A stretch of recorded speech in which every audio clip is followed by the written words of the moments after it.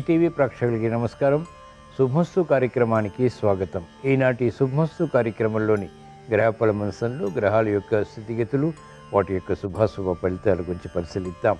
అలాగే ఈరోజు ద్వాదశ రాశుల వారికి అదృష్ట సంఖ్య, అదృశ్య వర్ణం, ప్రతికూల గ్రహాల దోష నివృత్తికే ఎటువంటి పరిహారాలు పాటించాలి అనేటువంటి విషయాలు తెలుసుకుందాం. ముందుగా నేటి పంచాంగ వివరాలు. శ్రీ క్రోధినామ సంవత్సరం, దక్షిణాయనం, వర్ష ఋతువు, భాద్రపద మాసం, శుక్లపక్షం. ఈరోజు తిథి పూర్ణిమ, ఉదయం 8:54 వరకు ఉంది. వారం సోమవారం లేదా బుధవారం. నక్షత్రం పూర్వభద్ర, మధ్యాహ్నం 12:59 వరకు. రాహుకాల మధ్యాహ్నం 12 గంటల నుంచి 1:30 వరకు.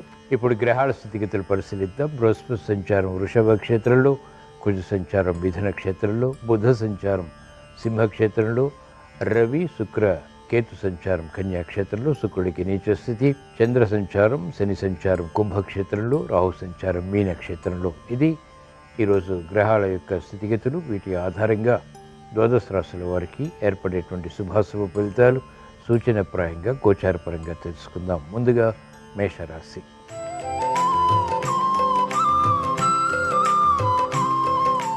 ఈరోజు మేషరాశి వారి ఫలితాన్ని పరిశీలించినట్లయితే అకారణ కలహాలు ఏర్పడినప్పటికీ అంతిమంగా పరిష్కరించుకుని విజయాలు సాధించగలుగుతారు. ప్రతిభతో కూడినటువంటి కార్యక్రమ నిర్వహణ కొనసాగించేటువంటి సమర్థత కలిగి ఉంటారు. నూతన ఉత్సాహం పెరుగుతుంది. శత్రువులపై విజృంభించేటువంటి ప్రక్రియలు లాభిస్తాయి. మహిళలకు ప్రాధాన్యత పెరుగుతుంది. గృహ విషయాలు అనుకూలం. క్లిష్ట సమస్యలు పరిష్కరించుకునేటువంటి దిశగా చేసేటువంటి ప్రయత్నాల్లో విజయాలు సాధించగలుగుతారు. వ్యాపార రంగం వారికి ఆర్థిక విజయాలు కొనసాగుతాయి. విద్యార్థులకి ధీశక్తి పెరుగుతుంది. విద్యపై అవగాహనతో కూడినటువంటి విషయాలు సమర్థతను పెంచుతాయి. అనుకూల పరిస్థితులు ఆర్థికంగా వ్యవసాయ రంగం వారికి లాభిస్తాయి. నూతన ఉత్సాహంతో కూడినటువంటి కార్యక్రమాలు వైద్య వృత్తి వారు ప్రారంభించగలుగుతారు. ఈరోజు మేషరాశి వారు ప్రతికూల ప్రభావాన్ని దూరం చేసుకుని ఎదుర్కొని అనుకూలంగా మరల్చుకుని మంచి విజయాలు సాధించడానికి శ్రీ మహాగణపతిని దర్శించడం, స్మరించడం, పూజించడం శ్రేయస్కరం. ఈరోజు మేషరాశి వారి అదృష్ట సంఖ్య 5. ఈరోజు మేషరాశి వారి అదృష్ట వర్ణం తెలుపు.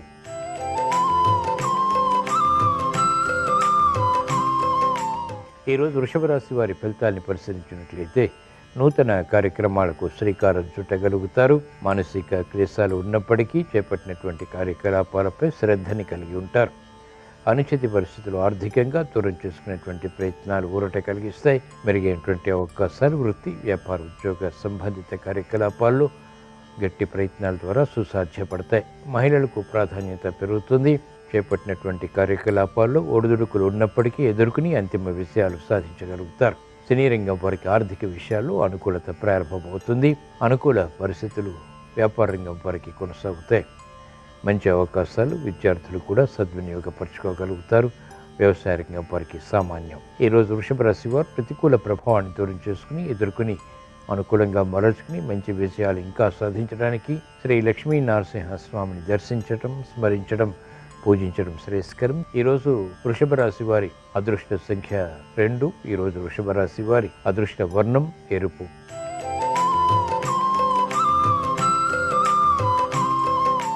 ఈరోజు మిథున రాశి వారి ఫలితాన్ని పరిశీలించినట్లయితే ఆర్థిక వ్యవహారాల్లో ఆచితూచి వ్యవహరించాలి. చేపట్టినటువంటి కార్యకలాపాలు మానసిక భీతికి గురి చేస్తాయి.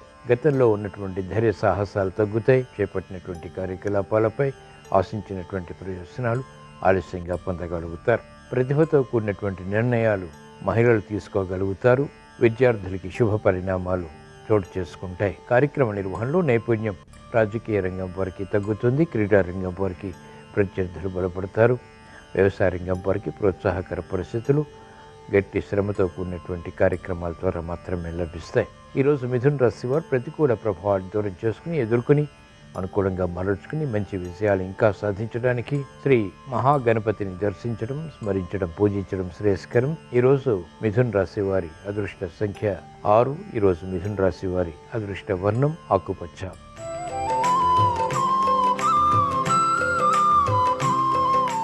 ఈరోజు కర్కాటక రాశి వారి ఫలితాన్ని పరిశీలించినట్లయితే ఆర్థిక వ్యవహారాలు కలిసి వస్తాయి. నూతన ఉత్సాహంతో కార్యక్రమాలు ప్రారంభించి విజయవంతం చేయగలుగుతారు.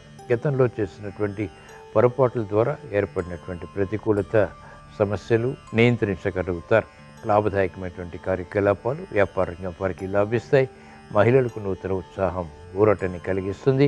కార్యక్రమాల్లో వేగం వ్యాపార రంగం వారికి పెరుగుతుంది. అనిశ్చిత పరిస్థితులు న్యాయవాద వృత్తి వారికి పరిష్కరింపబడతాయి.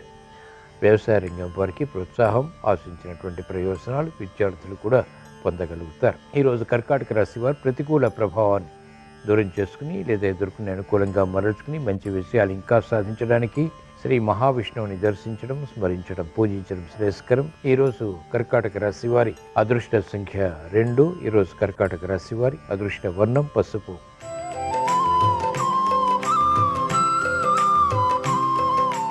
ఈరోజు సింహరాశి వారి ఫలితాన్ని పరిశీలించినట్లయితే ఆకస్మిక చిక్కులు, సమస్యలు ఎదురైనప్పటికీ తగిన రీతిలో పరిష్కరించుకోగలుగుతారు. ఆర్థిక వ్యయం పెరుగుతుంది. ఆలోచన సంపత్తిని పెంపొందింప చేసుకునేటువంటి ప్రయత్నాలు కలిసి వస్తాయి. మిత్రుల ద్వారా సఖ్యత ఏర్పడుతుంది. కార్యక్రమాల్లో వేగాన్ని పెంపొందింప చేసుకునేటువంటి ప్రక్రియలు లాభిస్తాయి. రాజకీయ రంగం వారికి అనుకూలం. గృహ విషయాల్లో మహిళలు జాగ్రత్తతో కూడిన నిర్ణయాలు తీసుకోవాల్సినటువంటి సమయం ఇది. విద్యార్థులకి అయోమయ పరిస్థితులు విద్యాపరంగా ఏర్పడినప్పటికీ స్థిరమైనటువంటి నిర్ణయాల ద్వారా వాటిని అధిగమించగలుగుతారు. గట్టి ప్రయత్నాలు వ్యవసాయ రంగం వారికి తప్పనిసరి. ఆలోచన విధానంలో మంచి మార్పులు న్యాయవాద వృత్తి వారికి తప్పనిసరి. ఈరోజు సింహరాశి వారు ప్రతికూల ప్రభావాన్ని దూరం చేసుకుని ఎదుర్కొనే అనుకూలంగా మరల్చుకుని మంచి విజయాలు ఇంకా సాధించడానికి హేరంబ గణపతిని దర్శించడం, స్మరించడం, పూజించడం శ్రేయస్కరం. ఈరోజు సింహరాశి వారి అదృష్ట సంఖ్య 1. ఈరోజు సింహరాశి వారి అదృష్ట వర్ణం ఆకుపచ్చ.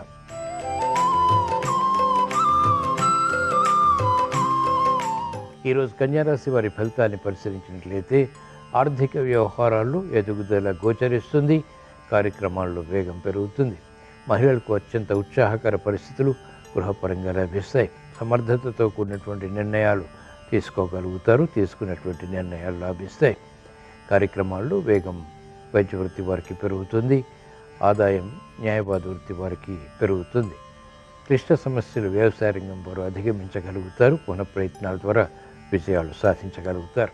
ఈరోజు కన్యారాశి వారు ప్రతికూల ప్రభావాన్ని దూరం చేసుకుని అనుకూలంగా మరల్చుకుని మంచి విజయాలు ఇంకా సాధించడానికి శ్రీ అనంత పద్మనాభ స్వామిని దర్శించడం, స్మరించడం, పూజించడం శ్రేయస్కరం. ఈరోజు కన్యారాశి వారి అదృష్ట సంఖ్య 5. ఈరోజు కన్యారాశి వారి అదృష్ట వర్ణం ఆకుపచ్చ.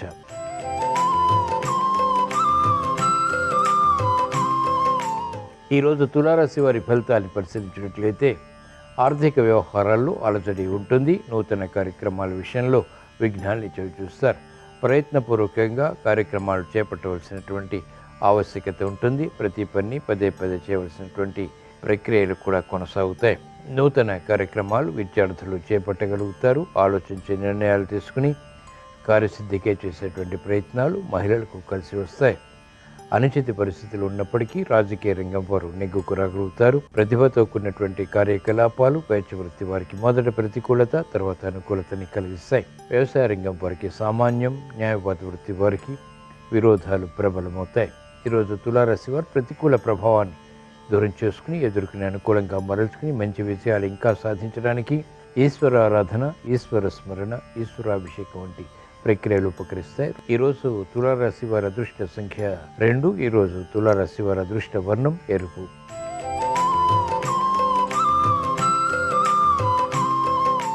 ఈరోజు వృశ్చిక రాశి వారి ఫలితాన్ని పరిశీలించినట్లయితే అనుకూల పరిస్థితులు ఆర్థికంగా అన్ని రంగాల వారికి దగ్గరవుతాయి. ఆశించినటువంటి ప్రయోజనకర కార్యక్రమ నిర్వహణ సత్ఫలితాన్ని కలిగిస్తుంది.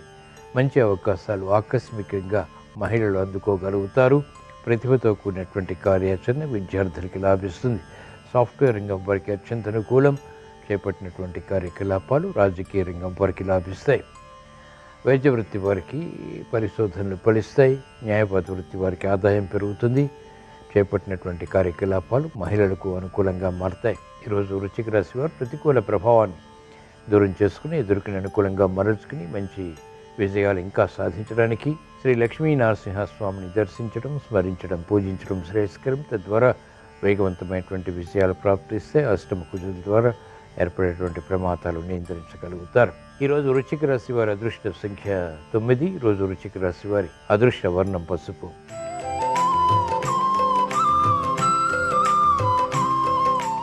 ఈరోజు ధనుస్సు రాశి వారి ఫలితాన్ని పరిశీలించినట్లయితే ఆకస్మిక చిక్కులు సమస్యలు ఏర్పడినప్పటికీ అధిగమించగలుగుతారు. గట్టి ప్రయత్నాల ద్వారా కార్యసిద్ధికే చేసేటువంటి ప్రయత్నాలు కలిసి వస్తాయి. గతంలో ఏర్పడినటువంటి సమస్యలు ఇప్పుడు జటిలమవుతాయి. అయినప్పటికీ సమర్థతతో ఎదుర్కోగలుగుతారు. కాలయాపన కొనసాగుతుంది. చేపట్టినటువంటి కార్యకలాపాలపై విముఖత కూడా ఉంటుంది. మహిళలు ఆరోగ్య విషయంలో జాగ్రత్తలు పాటించాలి. అనుకూల పరిస్థితులు వృత్తి, వ్యాపార, ఉద్యోగ సంబంధిత కార్యకలాపాల్లో అనుకున్న సమయానికి పొందలేకపోతారు. ఆందోళన వ్యవసాయ రంగం వరకు ఉంటుంది. ఆశించినటువంటి ప్రయోజనాలు విద్యార్థులు క్రమక్రమంగా మాత్రమే పొందగలుగుతారు. దూకుడు స్వభావం, దూకుడు నిర్ణయాలు వైద్య వృత్తి వారికి పనికిరావు. ఆశించినటువంటి కార్యకలాపాలు న్యాయవాద వృత్తి వారికి ఆలస్యంగా అనుకూలతని కలిగిస్తాయి. ఈరోజు ధనుసు రాశి వారు ప్రతికూల ప్రభావాన్ని దూరం చేసుకుని ఎదుర్కొని అనుకూలంగా మరల్చుకుని మంచి విషయాలు ఇంకా సాధించడానికి శ్రీ దక్షిణామూర్తిని దర్శించడం, స్మరించడం, పూజించడం శ్రేయస్కరం. ఈరోజు ధనుసు రాశి వారి అదృష్ట సంఖ్య 3. ఈరోజు ధనుసు రాశి వారి అదృష్ట వర్ణం పసుపు.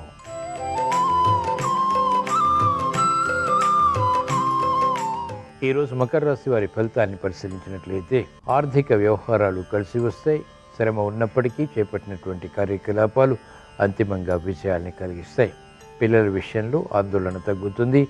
ప్రతి పని శ్రద్ధతో పూర్తి చేసి ఆశించినటువంటి ప్రయోజనాల ద్వారా విజయాలు పొందగలుగుతారు. తెలివైనటువంటి నిర్ణయాల ద్వారా మహిళలకు సమర్థతతో కూడినటువంటి విజయాలు సిద్ధిస్తాయి. కుటుంబ సఖ్యత, వృత్తి, వ్యాపార, ఉద్యోగ సంబంధిత కార్యకలాపాల్లో సమయంతో కూడినటువంటి నిర్ణయాలు లాభిస్తాయి.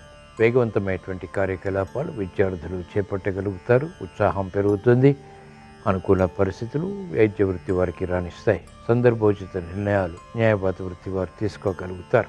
ఈరోజు మకర రాశి వారు ప్రతికూల ప్రభావాన్ని దూరం చేసుకుని ఎదుర్కొనే అనుకూలంగా మరల్చుకుని మంచి విజయాలు ఇంకా సాధించడానికి ఈశ్వరారాధన, ఈశ్వర స్మరణ, ఈశ్వరాభిషేకం వంటి ప్రక్రియలు ఉపకరిస్తాయి. ఈరోజు మకర రాశి వారి అదృష్ట సంఖ్య 5. ఈరోజు మకర రాశి వారి అదృష్ట వర్ణం పసుపు.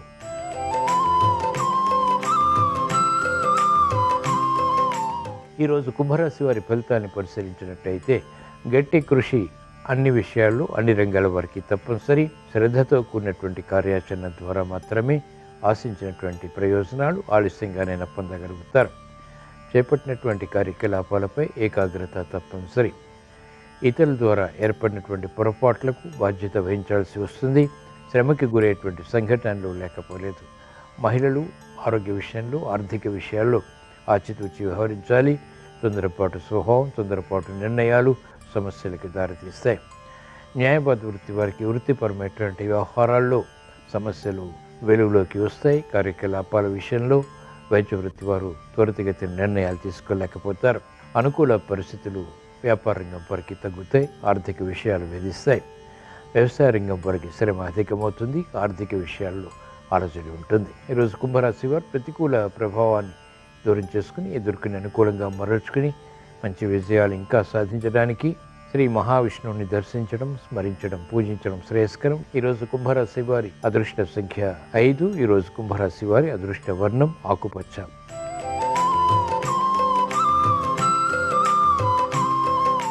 ఈరోజు మీన రాశి వారి ఫలితాన్ని పరిశీలించినట్లయితే ఆర్థిక వ్యవహారాలు కలిసి వస్తాయి. అనుకోని సంఘటన ద్వారా ఏర్పడినటువంటి మానసిక క్లేశాలు జటిలమవుతాయి. ప్రతికూల ప్రభావాన్ని సమర్థవంతంగా ఎదుర్కొన్నప్పటికీ ఆశాజనకమైనటువంటి వాతావరణం ఆశించినంతగా పొందలేకపోతారు.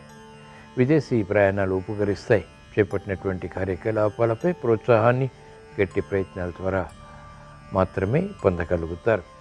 శ్రమకి గురయ్యేటువంటి సంఘటనలు మహిళలకు కొనసాగుతాయి. విద్యార్థులకి చేపట్టినటువంటి కార్యకలాపాలు మెల్లమెల్లగా కలిసి వస్తాయి. త్వరితగతిని ఆర్థిక విషయాల్లో అనుకూలత వ్యాపార రంగం వారు సాధించలేకపోతారు. శ్రమతో కూడినటువంటి విజయాలు వ్యవసాయ రంగం వారికి లాభిస్తాయి. సానుకూల వార్తలు వైద్య వృత్తి వారికి అనుకూలతని పెంచుతాయి. ఈరోజు మీన రాశి వారు ప్రతికూల ప్రభావాన్ని దూరం చేసుకుని ఎదుర్కొని అనుకూలంగా మరల్చుకుని మంచి విజయాలు ఇంకా సాధించడానికి శ్రీ అనంత పద్మనాభ స్వామిని దర్శించడం, స్మరించడం, పూజించడం శ్రేయస్కరం. ఈరోజు మీన రాశి వారి అదృష్ట సంఖ్య 1. ఈరోజు మీన రాశి వారి అదృష్ట వర్ణం తెలుపు. ఇవి ఈరోజు ద్వాదశ రాశుల వారికి ఏర్పడేటువంటి శుభాశుభ ఫలితాలు. ద్వాదశ రాశుల వారికి విద్యా విషయాలు కలిసి రావాలని, వ్యాపార విజయాలు సిద్ధించాలని, కార్యక్రమాల్లో వేగంతో కూడినటువంటి ఆశించినటువంటి ప్రయోజనాలు పొందాలని బుధవారం సందర్భంగా మహాగణపతిని స్మరిస్తూ ప్రార్థిస్తూ స్వస్తి. శ్రీరస్తు. శుభమస్తు. మార్కండేయ పురాణం మదాలస చరిత్రలో మహాలయ పక్షాల్లో పాటించవలసిన నియమాల గురించి చెప్పారు. మహాలయ పక్షాల సందర్భంగా పితృకార్యం చేసే వ్యక్తిని కర్త అంటారు, భోజనం చేసే వారిని భోక్తలు అంటారు. మహాలయ పక్షంలో పితృకార్యం చేసినప్పుడు కర్త, భోజనం చేసే ఇద్దరు భోక్తలు రాత్రిపూట భుజించరాదు. అలాగే పితృకార్యాలు మధ్యాహ్నం 12 గంటల లోపు నిర్వహించరాదు. అపరాహ్న సమయంలో పితృకార్యాలు నిర్వహించాలి. అలాగే బంగారాన్ని పితృకార్యాల్లో దర్శించకూడదు. వెండిని దర్శించాలి, వెండిని ధరించాలి. అలాగే పితృకార్యాల సందర్భంగా ఆహారంలో దోసకాయ, ఉల్లిపాయ, ఆనపకాయ, ఇంగువ స్వీకరించరాదు. రాత్రి తెచ్చిన నీళ్లు పితృకార్యానికి పనికిరావు. నీటిలో పసుపు కలుపుకొని పితృకార్యం నిర్వహించాలి. పితృకార్యంలో కోపము, వేగిరపాటు పనికిరావు. విస్తరిలో ఉప్పు వేయకూడదు. ప్రత్యక్ష లవణ దర్శనం చేయకూడదు. పితృకార్యం నిర్వహించే వాళ్ళు విభూతి ధారణ చేయాలి, బొట్టు పెట్టుకోకూడదు. అలాగే పితృకార్యం చేసే రోజు వాకిట్లో ముగ్గు వేయకూడదు, నీళ్లు చల్లాలి. అలాగే పితృకార్యాలు నిర్వహించే వాళ్ళు బంధువుల గృహాల్లో భోజనం చేయకూడదు. ఇంటి ముందు భాగంలో చెప్పులు విడవరాదు. నూతన వస్త్రాలు కొనరాదు. పితృకార్యాల సందర్భంగా ఈ నియమాలు పాటిస్తూ పితృదేవతలకు తర్పణాలు ఇచ్చిన, శ్రాద్ధ కర్మలు నిర్వహించిన పితృదేవతల విశేషమైన అనుగ్రహానికి సులభంగా పాత్రలు కావచ్చు.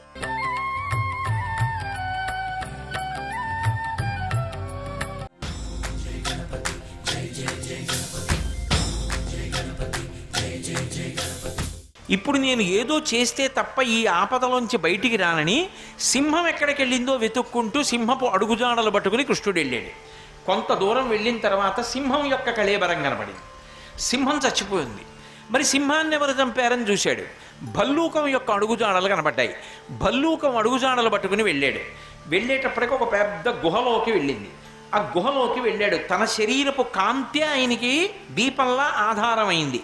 లోపలికి వెళ్ళి చూశాడు. ఒక ఉయ్యాలలో ఒక పిల్లవాడు పడుకున్నాడు. జాంబవంతుడి కొడుకు, అతని పేరు సుకుమారుడు. ఆ పిల్లవాడు పడుకున్నాడు. దాని మీద శమంతకమణి కట్టారు. అక్కడ యవ్వనంలో ఒక పిల్లుంది, జాంబవంతుడి కూతురు జాంబవతి. ఆమె ఉయ్యాల ఊపుతోంది, తమ్ముడిది. ఉయ్యాల ఊపుతూ ఇలా తలెత్తి చూసేటప్పటికి కృష్ణుడిని చూసింది. ముగ్ధమోహనాకారంతో ఉన్నాడు. ఆయన్ని చూడగానే ఆ పిల్ల వశపడింది. ఎలాగైనా ఆయనకి భార్య కావాలనుకుంది. కానీ గట్టిగా చప్పుడు చేస్తే తండ్రి వస్తాడు. తండ్రి మహాబలవంతుడు. ఈయన చూస్తే ఇంత సుకుమారంగా ఉన్నాడు. నా తండ్రి ఈయన్ని చంపేస్తాడేమో, బహుశా ఈయన మణి కోసం వచ్చి ఉంటాడని గబుక్కుని మాట్లాడతాడేమో, మాట్లాడితే తండ్రి వచ్చి చంపేస్తాడు అని చెప్పి అడగకుండానే ఆ మణి ఎక్కడికి ఎలా వచ్చిందో చెప్పడానికి పిల్లవాడిని ఊయల ఊపి లాలి పాడుతున్నట్టు ఓ శ్లోకం చెప్పింది. సింహ ప్రసేనమవధీహి సింహో జాంబవతాహతః సుకుమారకమారోధీహి తవ హేషా శమంతకః అంది. సింహం ప్రసేనుణ్ణి చంపేసింది. సింహాన్ని జాంబవంతుడు చంపేశాడు. ఈ శమంతకమణిని జాంబవంతుడు తెచ్చి ఇదిగో తన కొడుక్కి ఇచ్చాడు. నేను ఆయన కూతుర్ని. ఓ పిల్లాడా సుకుమారా, ఈ మణి నీకే లేరా అంటూ ఊయల ఊపుతోంది. పైకి ఊయల ఊపుతోంది. కథ కృష్ణుడికి చెప్పింది. కృష్ణుడు విన్నాడు. ఓహో, జాంబవంతుడు పట్టుకొచ్చాడనమాట మణిని. లోపలికెళ్ళి స్వతంత్రంగా మణిని తీసుకున్నాడు. మరి పట్టుకెళ్ళిపోయి ఇచ్చేయాలి కదా. అది ముట్టుకోగానే జాంబవంతుడు వచ్చాడు. ఎవర్రా నువ్వు, మణిని పట్టుకెళ్తున్నావు అన్నారు. ఇద్దరు యుద్ధం మొదలుపెట్టారు. ఇద్దరి మధ్య 21 రోజుల యుద్ధం జరిగింది. జాంబవంతుడికి బలం తగ్గిపోతోంది, కృష్ణుడి బలం పెరిగిపోతోంది. అప్పుడు ఆలోచించాడు, ఓ నేను త్రేతాయుగంలో ఒకప్పుడు రామచంద్రమూర్తి దగ్గర ఉన్న రోజులలో రాముణ్ణి అడిగాను. పుంసాం మోహన రూపాయ పుణ్యశ్లోకాయ మంగళం. మగవాళ్ళు మోహించేటట్టుగా ఉండేవాడు రాముడు. రామా, నిన్ను కౌగిలించుకోవాలనుంది అని అడిగాను. ఈ అవతారంలో నీ కోరిక తీరదు. కృష్ణావతారంలో వచ్చే యుగంలో, ద్వాపర యుగంలో నీ కోరిక తీరుస్తానన్నాడు. ఆ రాముడే కృష్ణుడిగా వచ్చాడు. 21 రోజుల మల్ల యుద్ధంలో అనేక మార్లు పట్టుకున్నాడు, కింద పడ్డాడు, మీద పడ్డాం. ఆ స్వామి దివ్య శరీరం నాకు తగిలింది. రాముడే కృష్ణుడిగా వచ్చాడని తెలుసుకుని లేచి ఆయన పాదముల మీద పడి స్తోత్రం చేశాడు. చేసి ఈ శమంతకమణిని తీసుకోండని ఇచ్చేసి, దీనితో పాటుగా ఇదిగో నా కుమార్తె జాంబవతిని కూడా పరిణయం చేసుకోండి అని జాంబవతిని శ్రీకృష్ణ భగవానుడికి ఇచ్చి వివాహం చేశాడు. ఈ జాంబవతిని శమంతకమణిని తీసుకుని కృష్ణుడు తిన్నగా ద్వారకా నగరానికి వెళ్ళి, అది సత్రాజిత్తుది కాబట్టి శమంతకమణిని సత్రాజిత్తుకి ఇచ్చేశాడు. నాయన, నేను ఎత్తుకుపోలేదు, నీ తమ్ముడు ప్రసేనుడు బాహ్య శౌచం పోతే సింహం చంపింది, సింహాన్నేమో జాంబవంతుడు చంపాడు, జాంబవంతుడు గుహలో పెట్టాడు, నేను వెళ్ళి పట్టుకొచ్చాను, ఇదిగో వాళ్ళ పిల్లనిచ్చి పెళ్లి చేశాడు, నీ మణి నువ్వు పట్టుకుపో అన్నాడు.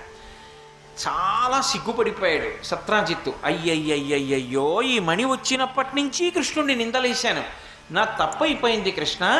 ఈ మణితో పాటు నాకున్న ఒకే ఒక్క కుమార్తె సత్యభామని కూడా నువ్వు తీసుకో అని చెప్పి సత్యభామనిచ్చి వివాహం చేశాడు. ఒక మణి తెచ్చుకుందామంటే 2 మణులు దొరికాయి ఆయనకి, జాంబవతి, సత్యభామ. సరే, సత్యభామని కూడా వివాహం చేసుకున్నాక అన్నాడు, నీకు ఎటూ కొడుకులు లేరు, కూతురేగా, ఇవాళ కాకపోతే రేపు ఆ ఆస్తి నాదే, ఆ మణి నాకే వస్తుంది, కొన్నాళ్ళైనా నీ దగ్గర ఉంచుకో, వచ్చినప్పటి నుంచి భయంతో దాన్ని వాళ్ళకి వీళ్ళకి ఇస్తున్నావు, ఇప్పుడు ఇంకా బెంగలేదుగా, నీ దగ్గరే ఉంచుకో అని మణిని ఇచ్చాడు. మణిని ఆయనకి ఇచ్చాడు. ఇచ్చిన తరువాత అంటే మీకు మళ్ళీ అనుమానం రావచ్చు, త్రేతాయుగంలో జాంబవంతుడు ద్వాపర యుగంలో ఎలా ఉన్నాడండి అని. రామచంద్రమూర్తి అవతార పరిసమాప్తిలో 4 చిరంజీవులుగా వరమిచ్చారు. హనుమకి, విభీషణుడికి, జాంబవంతుడికి, మైందుడికి, ద్వివిధుడికి 5 ఇచ్చారు. అందులో ఒకడు కాబట్టి జాంబవంతుడు చిరంజీవిగా ఉన్నాడు కలియుగ ప్రారంభం వరకు. కాబట్టి ద్వాపర యుగంలో కృష్ణ భగవానుడి యొక్క దర్శనం చేశాడు. ఇప్పుడు సత్రాజిత్తు శమంతకమణిని, సత్యభామని కూడా కృష్ణుడికి ఇచ్చేశాడు. శమంతకమణిని కృష్ణుడు సత్రాజిత్తుకి ఇచ్చేశాడు. ఇచ్చేసిన తర్వాత కృష్ణుడు, సత్యభామ, జాంబవతి సంతోషంగా ఉంటున్నారు. ఈలోగా పాండవుల్ని లక్క ఇంట్లో పెట్టి కాల్చేశారు, వాళ్ళేమో చనిపోయారు అని లోకంలో మాట వచ్చింది. కానీ వాళ్ళు చనిపోలేదు, తప్పించుకున్నారు, క్షేమంగా ఉన్నారని కృష్ణుడికి తెలుసు. ఎవరు చంపేశారు? దుర్యోధనుడు చంపేశాడు. అమ్మయ్య చచ్చిపోయారని లోపల సంతోషం ధృతరాష్ట్రుడికి. పైకి అయ్యో నా తమ్ముడి పిల్లల 5 కుంతీదేవి కూడా చచ్చిపోయారని దొంగరాగాలు పెట్టి ఏడుస్తున్నాడు. ఇంత దొంగ ఏడుపులు ఏడుస్తున్న వాడిని దొంగ పరామర్శ చేసి వస్తాను, నాకు తెలుసు బతికి ఉన్నారని, అయినా ఓసారి పరామర్శ చేసి వస్తాను అని కృష్ణుడు బయలుదేరి హస్తినాపురానికి వెళ్ళాడు. మూషిక వాహన మునిజన భావన నీ పదమే శరణు, నీ పదమే శరణు. విజయ ప్రదాయక విఘ్న వినాయక నీ పదమే శరణు, నీ పదమే శరణు.